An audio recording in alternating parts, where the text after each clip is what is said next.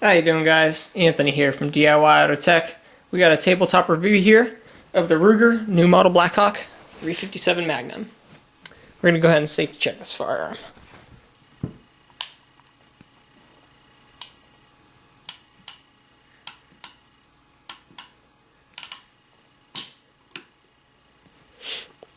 So, like I said, what we got here is the Ruger new Model Blackhawk 357 Magnum revolver. It's a really nice piece of steel here, stainless steel in fact. What do I want to show you this gun for? Well, because it's my favorite one out of the whole lot. I got a couple other revolvers, some double action Ruger SP101, the Hogue Monogrip, real nice trigger job that I did with some springs. Got the Smith & Wesson Model 63 22LR. Great gun as well. I have a couple double action revolvers, but I gotta say, in terms of love of shooting and fun of shooting, this Ruger Blackhawk is definitely the best one out of the group. I love this gun to death. I would never give it up, never sell it. The weight of it, because it's got the shorter barrel, is balanced so nice. I mean, even the longer barrels are pretty nice, but you don't really need them. These things are so accurate. I mean, I'm not even that great of a shot, to be honest. I've only been shooting a couple years. And I could put shots on target with this thing at 20, 25 yards pretty easily. I mean, I'm not in the 10s. But I do pretty good for how long I've been shooting. It's a great gun. It's really nice because that weight helps to tame the recoil of any 357 Magnum round you throw at it. Another reason why I like this gun is because this gun is built heavier than most. In terms of hot loads, this Ruger will take any hot load you can throw at it. Just a couple examples here is I have all the loads that I have put through this gun. This gun's probably seen about 500 to 700 rounds, all of which being 357 Magnum. I might have shot a handful of 38s through this in my time. So over here we got some of the Remington 38 Special. I believe these are 130 grain. So these are lighter bullets. These are smaller, and shooting these through the Blackhawk makes it feel like literally like a 22. I mean, it just shoots them so effortlessly and so light that you can't even feel them. Next, what we have here is just some regular run-of-the-mill Winchester 357 Magnum, 158 grains. And these are supposed to put out 600 and something foot-pounds of muzzle energy, which is a lot for a 357 Magnum. And even with those, you don't feel very much kick. They're comparable to just a normal 357 Magnum round. And then I got something a little hotter here. I got the Buffalo Bore. You can probably see the box and back Buffalo Bore right there. These are their 180 grain hot loads. And these puppies put out about 800 foot-pounds of muzzle energy. And these are really, really hot rounds. Okay, these are really damn hot rounds. And still, even with these, you can shoot a box of these all day without any troubles. Then we can move up from there, and now we're talking, hunting rounds. We got 200 grain lead slugs here, basically. And I got those from Corbon Hunter. They're high velocity rounds. And then these are the double tap 200 grain. Same thing, it's just a lead cast, hard cast bullet. And even these rounds are no match for the durability of the Ruger Blackhawk, new Model Blackhawk. They're all really good. And the reason that this gun handles that recoil so well is because of the way the plow handle is shaped. This is the XR3 grip frame that's used on the 357 Magnums and on a few of the 44 Magnum Super Blackhawks. The shorter barrel versions with the rounded trigger guard. The square trigger guard ones have the larger grip frame. Not sure exactly what's that. I believe that's the XR5. But this XR3 is really nice because of that plow handle. When you're shooting this gun and you get it clocked in, you get it sighted in, and you pull the trigger, once you cock the hammer back, instead of it pushing back into your palms and palm slapping you, it rolls. The gun literally rolls because of the way the plow handle is shaped, which makes it really nice because you're now able to control that shot without as much recoil. Since the gun is rolling, you're not feeling that felt recoil, which makes it really nice to shoot. You know, and of course it's a single action revolver as well. So one of the features with a single action, as you know, is that, well, actually let me show you the double action. So we have, I'll take our SP101 for instance, double action revolver. Okay, we're gonna safety check it first again. Double action revolver means that I can pull the trigger and the hammer will drop. Pull the trigger, oops. Pull the trigger, hammer will drop. Time and time again. Or I could do a single action pull like that, okay?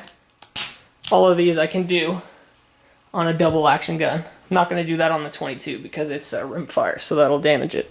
Now with this gun, again, safety check it first before we start pulling the trigger. With this gun, you cannot pull the trigger. The gun's not going to do anything because it's a single action only revolver. So we have to cock the hammer back. And then we pull the trigger and it'll set the round off. It's got some pretty good sights on it. I painted that front sight there a little bit. I put some sight paint on there. And it looks pretty good. I mean, look at the fit and finish on this gun. It's gorgeous. It really is. The wood grips on there, they're beautiful. I mean, everything is just, I mean, just hearing the clicking too. Just the noises this gun makes.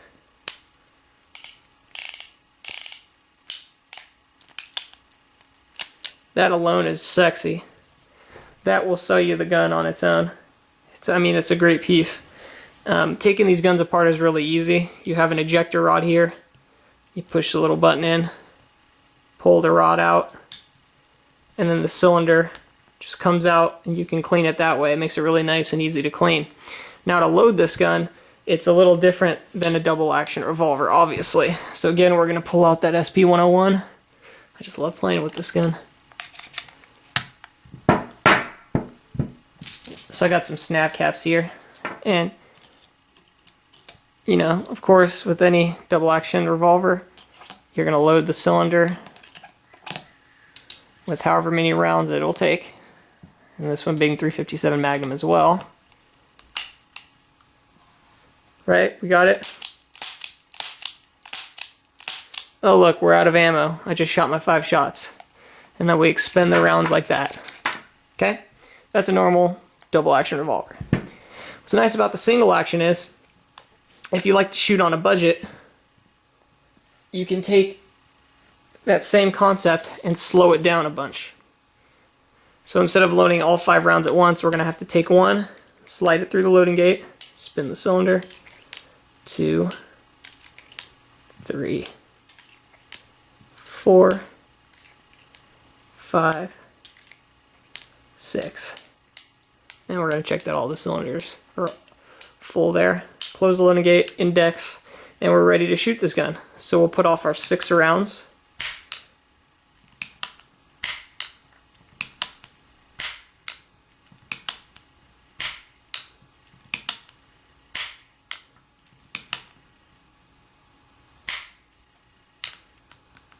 Six rounds have been shot, and now what we're going to do is we have our ejector rod up here, so we're going to use that. We're going to show you how that works. So again, we got to line up a cylinder there, okay, and we're going to push our ejector rod and it's going to spin the round out like that. Turn the gun, do the same thing.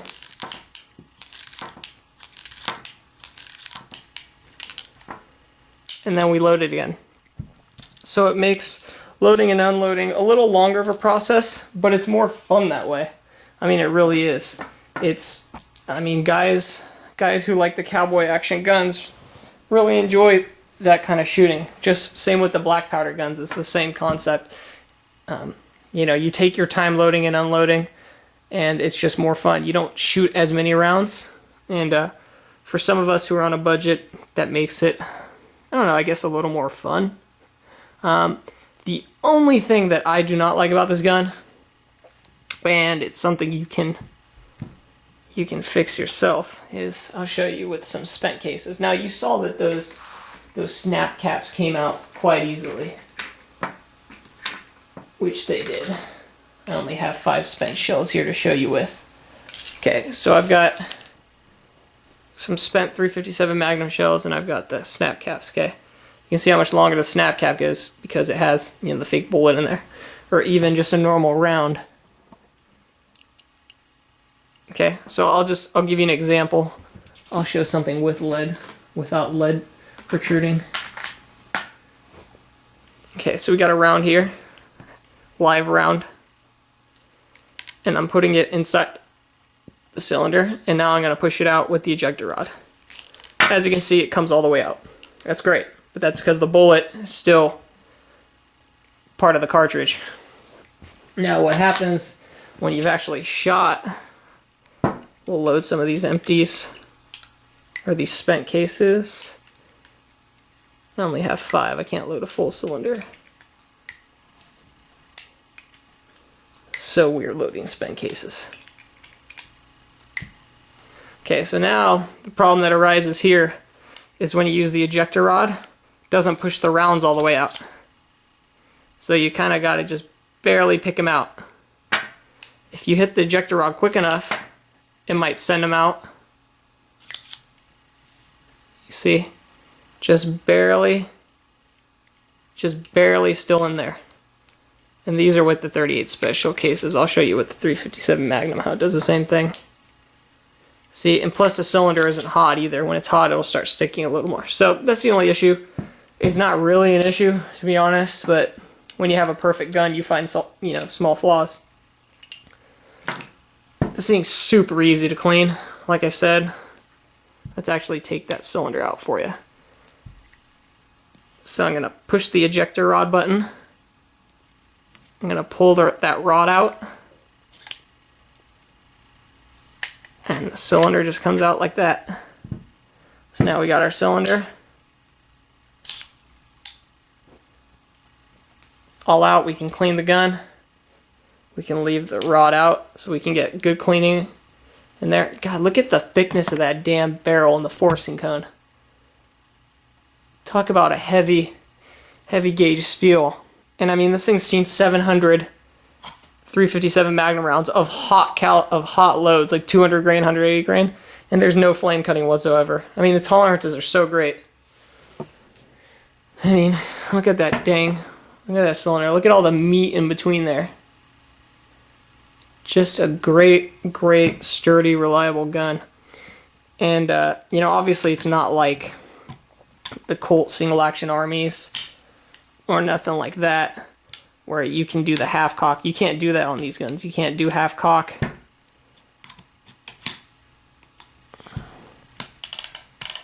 Okay, when you open the loading gate, then the cylinder can spin freely. There is no half cock on this gun. There's full cock and decocked. That's it. So, you know, on the older guns, loading gate had basically no use. It was just to load and unload. It didn't actually spin the revolver, or it didn't spin the cylinder at all, or it didn't open or close it. So it's a little different. It's a little safer. Sorry. You have a transfer bar in here, which is really nice because they have the frame mounted firing pin. So if I were to drop the hammer right now with my finger off the trigger, the gun would not fire, because as you go down, as you can see, the firing pin is frame mounted and the transfer bar is out of the way. So this hammer is going to hit the frame of the revolver and not the firing pin. So it's a cool little safety feature. It allows you to hit the hammer all day. You can keep all 6 rounds chambered for everyday carry. Not that you would everyday carry a single action revolver unless you were psycho. But it is just a great gun. I would trust my life to this thing. Never had an issue with it. And it's just a freaking excellent excellent revolver. It's something that I believe everyone should add to their list, whether it's a Ruger, a Uberti, a Colt, it doesn't matter. Everyone, I believe, needs a single action revolver. Everyone needs a double action revolver. Did I just say that? I did. I love this gun. It's so nice. And everyone could use a 22 revolver. Why not? Especially when you got a red dot. Front sight. Get you some, baby.